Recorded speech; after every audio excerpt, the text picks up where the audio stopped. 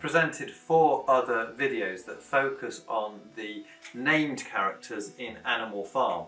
In this video we'll be considering some of the other species in the novella.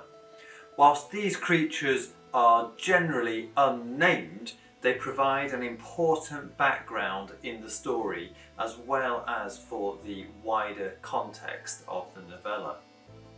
I'll end with those dangerous dogs.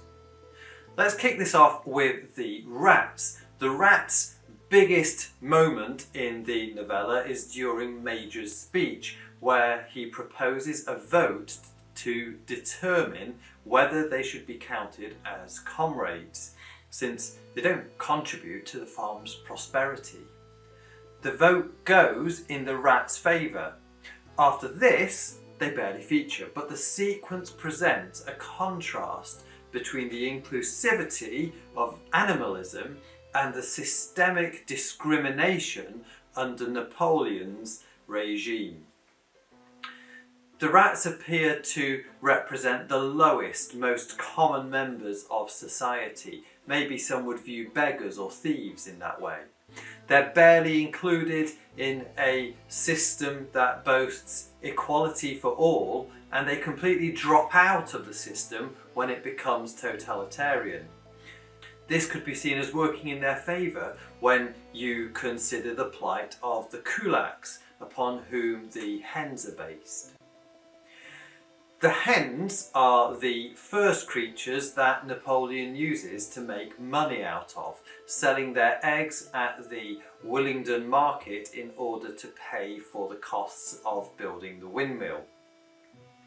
Their uneasiness around trading with humans soon gives way to rebellion from the hens, but they are punished severely for their resistance and forced to get back in line.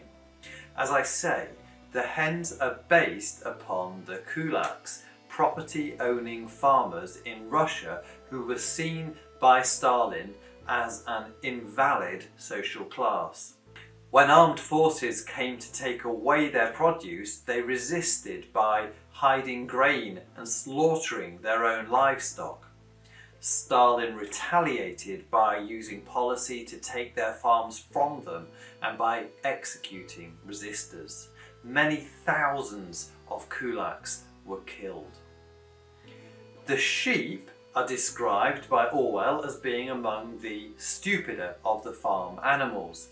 They give little thought to anything and are content with chanting whatever they are told to. Such is the volume of their bleats that they often drown out any further conversations once they get going. They represent gullible civilians, and in particular civilians that are happy to conform and be led by the crowd. They're not nasty, but they can be easily manipulated into repeating whatever message the leadership wants to deliver. Now, how does Orwell present dogs? We learn the names of 3 dogs at the start of Animal Farm: Jessie, Bluebell and Pincher. None of them are given a lot of time in the story, but importantly, Jessie and Bluebell both give birth to puppies very early on. Napoleon takes the puppies away to educate them, and the reader has almost forgotten their existence when they appear again in chapter 5 as 9 huge, vicious, adult dogs who chase Snowball off the farm at Napoleon's command. They're never given names, but they spend the rest of the book using intimidation and violence to enforce Napoleon's orders. The attack dogs are a representation of the NKVD, who carried out both regular police work and secret police duties for the Soviet government between 1917 and 1946. Stalin used the NKVD to enact his brutal requests, including repression of the Russian people, executions and assassinations.